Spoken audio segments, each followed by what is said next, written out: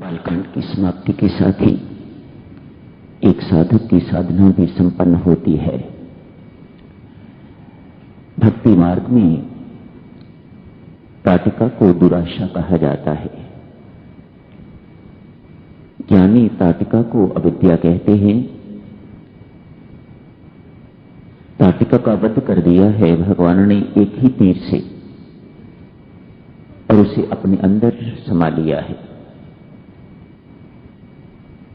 साधक जब साधना आरंभ करता है तो भगवान यहां संकेत देते हैं, अपनी साधना के माध्यम से परमेश्वर के अतिरिक्त किसी दूसरे से आशा न रखिएगा।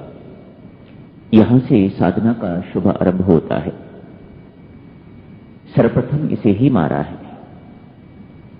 यदि व्यक्ति परमात्मा से भी आशा रखता है और संसार से भी आशा रखता है तो यह स्पष्ट है कि उसे परमात्मा के प्रति अभी विश्वास ही नहीं हुआ, वह साधना के मार्ग का पथिक नहीं है। यदि संसार से आशा नहीं है, केवल परमेश्वर से ही आशा है, तभी तो भक्ति मार्गी कहते हैं ना। परमेश्वर से भक्ति मार्ग में ध्यान दें, जिस मार्ग के आप अनुयायी हो, भक्ति मार्ग में परमेश्वर से मांगने में कभी संकोच नहीं करना। जी भर के मांगिएगा, पर फिर उसी से मांगिएगा, संसार से नहीं। वह तभी देगा जब संसार से आप मांगना बंद करोगे। यदि संसार से भी मांगते रहोगे और परमात्मा से भी मांगते रहोगे तो मानो अभी साधना ने ताटिका को मारा नहीं है। वह ताटिका जीवित है अभी, और उसके जीते जी साधना आगे बढ़ेगी नहीं। साधक आगे बढ़ते हैं। ताटिका को मार के अभी जनकपुरी नहीं पहुंचे, बाद में पहुंचेंगे। पहले अहल्या मिली है। इसका विस्तार पूर्वक वर्णन तो करेंगे रात्रि की बैठक में। इस वक्त मात्र इतना, अहल्या बुद्धि है और उसकी बुद्धि विषयासक्त होने के कारण जड़ हो गई है। स्वामी जी महाराज फरमाते हैं, काष्ठ समान हो गई है अहल्या। रामचरितमानस कहता है वह पत्थर की बन गई है, जड़ हो गई है, जड़ बुद्धि हो गई है। विषयों के प्रति आसक्ति, स्वाद, स्वाद ही भोग है। किसी प्रकार का भी स्वाद है उसे ही भोग कहा जाता है। इसका जब तक जड़ता दूर नहीं होती, ये अहिल्या जब तक पुनः चेतन नहीं होती, तब तक साधना और आगे नहीं बढ़ पाएगी। दूसरा पड़ाव है जो संसार, जो विषयों के प्रति आपकी विषयासक्ति है, विषयों के प्रति आकर्षण है, उसे खत्म कीजिएगा।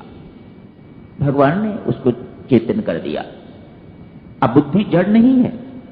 साधक की बुद्धि जो अहिल्या बनी हुई थी, जो जड़ बनी हुई थी, भगवान ने, एक साधक ने उसका उद्धार कर दिया। आगे बढ़ते हैं। उसके उद्धार के बाद जब विश्व के प्रति आकर्षण, संसार के प्रति आकर्षण खत्म हो जाता है, निस्सार लगने लग जाता है संसार, तो साधना बड़ी आसानी से आगे बढ़ जाएगी। एक और मुख्य बाधा अभी बाकी रहती है। उसके बाद तो कोई विशेष बात नहीं रह जाती। जैसे ही साधक जनकपुरी में पहुंचते हैं, क्या देखते हैं? वहां एक अहंकार रूपी धनुष पड़ा हुआ है। वह अभी बाकी है। इसको तोड़ना पड़ेगा, तभी जाके सीता, शांति रूपी सीता मिलने जा रही है। इससे पहले नहीं। जब तक अहंकार तनिक भी बना रहता है, थोड़ा भी बना रहता है, तब तक परम शांति की प्राप्ति नहीं हुआ करती। अभी एक मेजर हर्डल बाकी है। ये बहुत बड़ी समस्या एक साधक के सामने है, अहंकार। धनुष कहते हैं ये धनुष भगवान शिव ने दिया था। देखें किस काम के लिए दिया होगा, पर एक सोच विचार करें। धनुष कैसा जिसके साथ बाण नहीं? भगवान शिव ने दिया है, धनुष ही दिया है, इसके साथ बाण नहीं दिया। तो कोई अवश्य इसके पीछे कोई भेद होगा। भगवान की रचना किस प्रकार की है, तनिक सोच विचार करके देखें। इसको चढ़ाना नहीं है, शर्त है इसको तोड़ना है।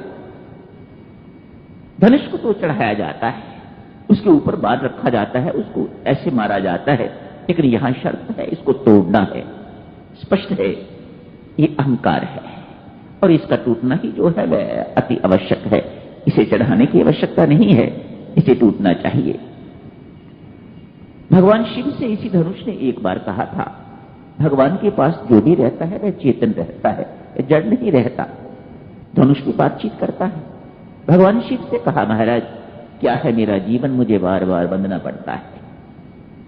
भगवान शिव ने आशीर्वाद दिया, जाओ अब जहां जा रहे हो वहां एक ही बार चढ़ना पड़ेगा, उसके बाद फिर कभी बंधना नहीं पड़ेगा। एक बार टूट जाओगे तो फिर कोई बांध नहीं सकेगा आपको, आप हमेशा के लिए मुक्त हो जाओगे। और इसी शर्त पर भगवान शिव ने वह धनुष दे दिया है। अहंकार रूपी